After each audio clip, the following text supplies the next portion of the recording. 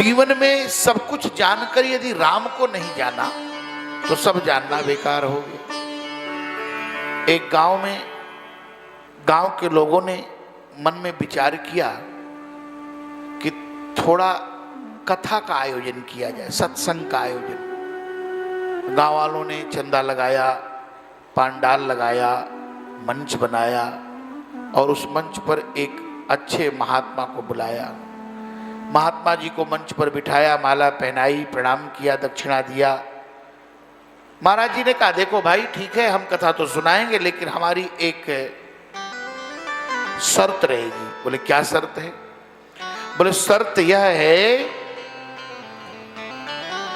कि हम एक प्रश्न आपसे पूछेंगे और हाँ ना में उत्तर देना पड़ेगा। गांव वाले बोले ठीक है। महात्मा ने प्रश्न किया।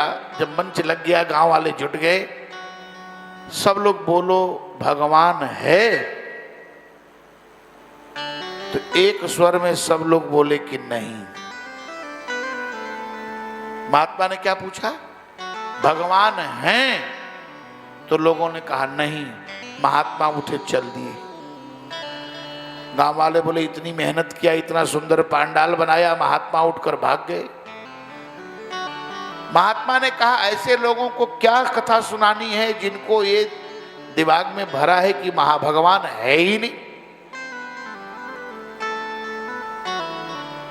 गांव वाले फिर हाथ जोड़े, बोले महाराज चलो। गांव वालों ने कहा इस बार महाराज जी पूछेंगे, अगर यही प्रश्न रहेगा तो हम लोग बोलेंगे, कहेंगे हाँ। फिर महाराज जी बैठे, बोले कथा तो शुरू होगी लेकिन प्रश्न पूछूंगा। बोले क्या प्रश्न है बताओ? बोले प्रश्न यही है कि भगवान हैं? तो गांव वालों ने कहा हाँ। बोले ठीक है, उतरे फिर चल दिए। गांव वाले बोले हाँ कहने पर भी भाग रहे हैं, ना कहने पर भी भाग रहे हैं। बोले महाराज अब क्यों भाग रहे हो? बोले इसलिए भाग रहे हैं कि सारे वेद पुराण शास्त्र यही कहते हैं, इसीलिए इनका प्रणयन हुआ, इसीलिए वेद पुराण शास्त्र हमारे धराधाम पर आए कि भगवत तत्व का बोध कराएं, जीव को यह बताएं कि भगवान है। और तुम लोग सब जानते ही हो तो फिर कथा सुनाने की आवश्यकता क्या है? चल दिए। गांव वाले फिर विनम्र प्रार्थना किए कि महाराज एक बार और सप्लीमेंट्री चांस दीजिए। फिर महाराज जी लौटे। गांव वाले बोले इस बार अगर यही प्रश्न करेंगे तो आधा लोग बोलेंगे हाँ और आधा लोग बोलेंगे ना। फिर महाराज जी ने दोबारा प्रश्न किया, बोलो भाई भगवान हैं? तो आधे लोग बोले हाँ और आधे लोग बोले ना।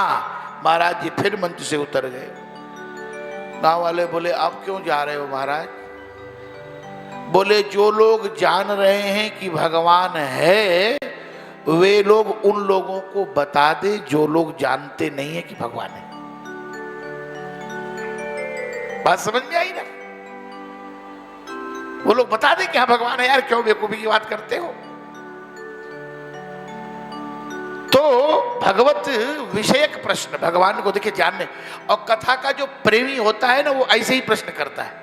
अब देखिए हमारे नंदू बाबू सुन रहे हैं यहाँ से, अब ये अपने जीवन में हजारों कथाएं सुने, पूज्य श्री डोंगरे जी महाराज जी जैसे महापुरुषों को सुना, धर्म सम्राट जी को सुना, लेकिन इनको भी कथा सुनने की एक क्या कह सकते, बीमारी कहें क्या, आदत कहें क्या, मतलब आदत सी है। कथा होती रहती है, काम करते मैं देखा हूं कि कथा, ये कथा सुनने की एक प्रकार से यह कह लिया जाए कि का यह एक व्यसन है। और जिसको कथा का व्यसन लग गया, जैसे पान वाले को पान का व्यसन, सुरती वाले को सुरती, गांजा वाले को गांजा, उसके बिना वो पागल हो जाएगा। उसी तरह से कथा सुनने का जिसको व्यसन हो गया है, वो जहां कथा होगी वो तुरंत हाथ जोड़ लेगा, अरे चुप रहो भाई थोड़ा सुनने दो।